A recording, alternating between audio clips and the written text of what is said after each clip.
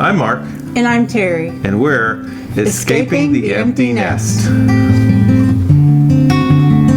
We just spent a long weekend in the Denver, Colorado area. We had a lot to do and not a whole lot of time to see, but in the next few weeks we'll be putting out some videos about the areas that we visited, hopefully to pass along some tips and tricks and stuff like that for the first-time visitor that might help you on your vacation if you decide to go. The first thing we did when we landed in Denver was we wanted to go to Colorado Springs first. Now, if you don't know, Colorado Springs is about 90 minutes south of Denver, and it took us a while to get there. After we landed on the plane, got our rental car, and got a little lunch, we headed down to Colorado Springs, and we got there 1 o'clock or so, and so we thought, oh, we're fine. We'll just stop by Garden of the Gods real quick, and then we'll go on to Pikes Peak. We stayed, our hotel we hadn't even checked into yet. It was up by the Denver airport because the plan was to stay close to the airport because we had an early flight out the next Monday morning. As it turns out, we probably would have been better off spending the night in Colorado Springs because we felt like we wouldn't be rushed to get back all the way to Denver that same night. There's also the issue with toll roads. There's a lot of toll roads in Denver you have to watch out for, and we didn't want to mess with that in the rental car, certainly. So, live and learn. We probably should have moved around from night to night in the hotel, but we didn't, and that's just learning experience. So when you're heading south on I-25, you'll follow the signs and the instructions on how to get to the Garden of the Gods. Google Maps will probably take you to the visitor center, which was nice. They have clean bathrooms there, the tour guides that can take you in a little tram throughout the Garden of the Gods, gift shop, and it had a nice little balcony outside that we could take some pictures from the balcony there of the rock formations. Yeah, it's not a place you have to stop, though. By the way, entry to the Gardens of Gods is absolutely free, which is really nice. It's a public park, and there are restrooms there in the park in case you don't go to the visitor center. There's water fountains, and if you park on the north side, that's the main parking lot, but parking is very limited. Remember, we were there after lunch, and it was pretty full, so we had to circle the parking lot several times, and you know the drill, keeping an eye open for somebody pulling out of a space so you can grab it real quick. We only had to circle a couple times to get a space, but I can imagine on certain days you could be there a while. The park is really nice with some really cool rock formations, but it's not as flat as it looks. If you have trouble with hills, just realize that it seems to slope down from the north parking lot and into the park. So it's really easy as you hike back that you forget that you're going to have to go back uphill. I kind of ran into that problem and was getting winded on the way back up. So we took a few breaks on the way back. It certainly did not help that there was not any shade at the park, and the only water fountains were way back at the north parking lot. So yeah, take some water, take your time. For most people, it wouldn't be a problem, but you get the empty nest crowd and. You realize, wow, that's quite a hike back. Just give yourself plenty of time to see the formations, all the clusters. We planned on a quick trip, but honestly, if we had known there was so much to see there, we would have planned a longer trip. There was that main cluster of formations that you see in these pictures.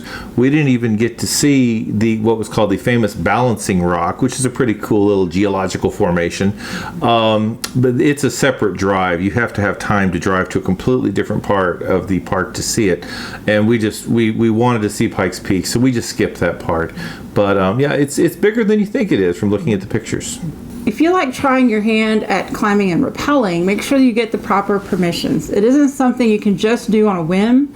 This is the most adventuresome climbing that he did along the hike that day. We will show you that little clip. Yeah. It was nice while it lasted, but it was time to move on to Pikes Peak. That was actually the main reason we came to Colorado. We really enjoyed ourselves way too much at Garden of the Gods and lost track of time. And it was almost 3 o'clock before we made it to Pikes Peak, just in time to start our ascent. Well, the day began really sunny and warm while we were at the Garden of the Gods. As soon as we got closer to the entrance, it was cloudier and colder.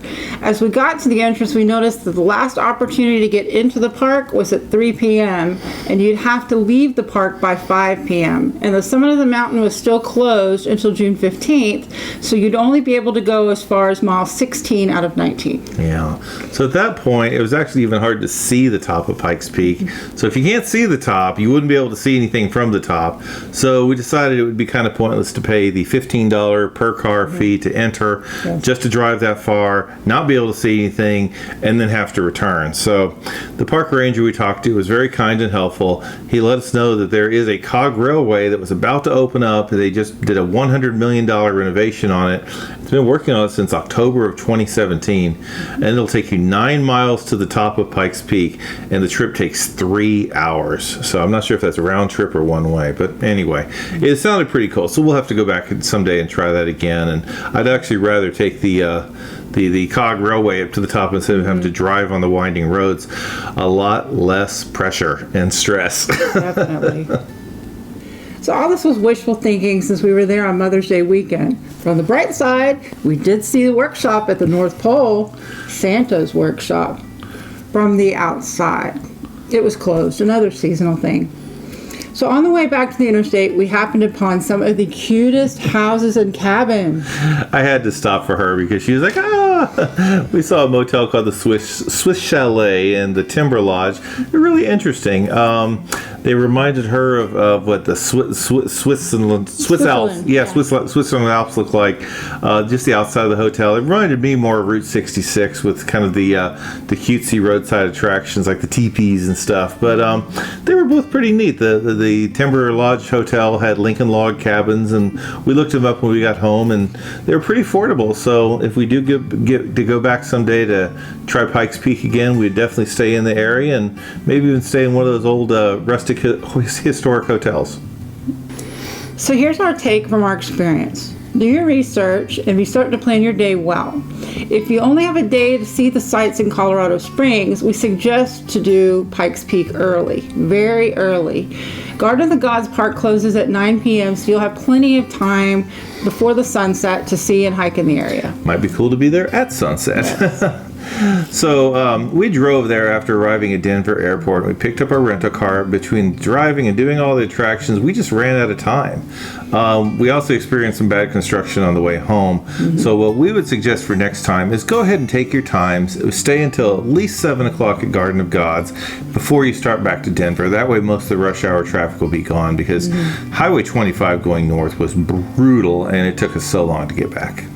So if you've been to Colorado Springs, leave us a comment below. Tell us what you did, what time of year did you go, and what things did you experience there. Be sure to tune in for our upcoming videos on Rocky Mountain National Park, the Georgetown Loop Railroad, and the Buffalo Bill Museum and Graveside, and a couple of our experiences with some local restaurants.